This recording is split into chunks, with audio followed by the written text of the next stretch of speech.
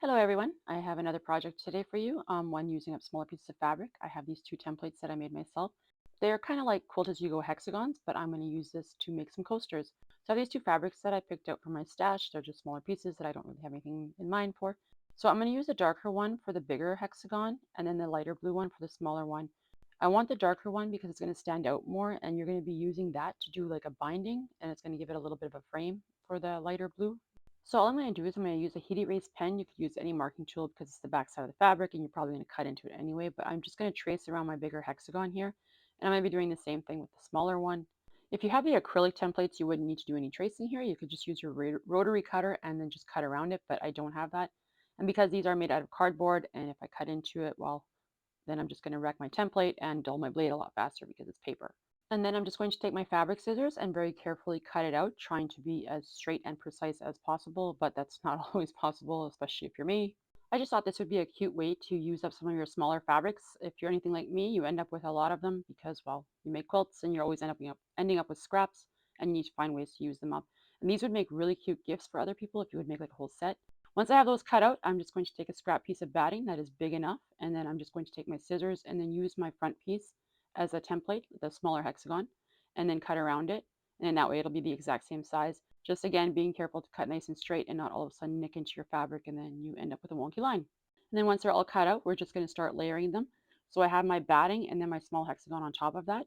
So just take your larger hexagon and lay it pretty sides down so that you have the wrong side facing you. And then I have my batting piece and then with my front little smaller hexagon facing right sides up. And then I'm just going to center it as best as I can. If you want to get really precise, you can use a ruler to make sure that you do have an inch all the way around, or you could just eyeball it. That's entirely up to you. Once we have it all centered, I'm just going to fold that edge in so that it's right up against the batting or just like a hairline away from it, and then fold it over again. That way you have a nice little encased unit there and it is like a binding. And this will also hide all of your raw edges, so you don't need to worry about that. So you just want to fold it over about half of an inch and then fold it over again. And then you're going to have this really nice little even binding all the way around. And you could pin it in place if you wanted to, but I prefer my Wonder Clips. I always use Wonder Clips wherever I can. I'm going to bring it a little bit closer, then maybe you can see. So I just kind of make sure that that edge is smooth from my previous one, and so it's nice and flat, and then I just tuck it in. And if you need to, just adjust it and fiddle around till you get it to look the way you want, because you want those corners there to be nice and mitered. At least I do. I don't know how picky some people are. Like sometimes it's not perfect and it's like whatever, but sometimes I want it to look really nice. If I was making these for a gift, I would want to make sure that they were looking really sharp. And it definitely does get easier with practice. So now when we get to this last one, we want to kind of change that one so that they're all folded over in the same way. So I just fold it over and then I kind of lift that one up and tuck it underneath there. Sorry, you can't really see it with my fingers there. But yeah, I just fold it over like I did the other ones. But then when I get to that last corner there, I will lift up the first one that I did and then tuck that last one underneath. I hope that makes sense. And once I have them all clipped in place, then I'm just going to decide whether or not I want to hand stitch or if I want to machine stitch. And this one would be hand stitching. This is just a Gutermann thread. It's the only one that I had in a color, and I want it to match my binding enough so that you can't really see the stitches. I prefer to hand stitch because I'm not very good at the machine stitching, but I will do a machine stitched one so that you can see what that looks like. I do have a video on how I hand stitch my binding, so I will leave a link to that in a card up above. So if you want to check that out after you watch this video, and if you would like to, I do have a Facebook group where you can share all your quilty projects. The link is always in the description box below.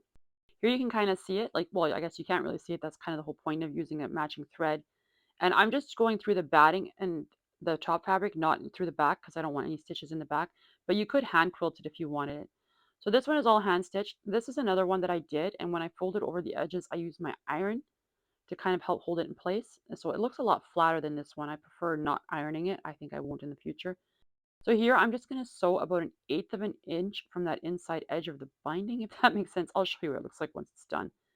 But yeah, this was very difficult for me. I kept sticking my hand in the way and then you guys couldn't see. So sorry about that. Sometimes when I'm sewing, I forget that there's a camera there and I need to keep my hands out of the way. I'm still learning how to get better at my filmmaking, so hopefully I'll get there. Just bear with me. So these two are all done now. I have two of them made. I think these would look really good as a set if you would make a set like for a teacher gift or something. But yeah, this is the one that I machine stitched, and here you can see the stitches in the background, or at least the outline of it. I always use a matching thread. I don't know why. I have issues with using one that stands out. This one you can't see any stitches in the background, but I think I would maybe make some of these and then like hand quilt a pattern on there. I think that would look really cute. But anyways, that's all I have for today. I hope you enjoyed this video, and thank you so much for stopping by, and don't forget to hit that thumbs up button. Until next time.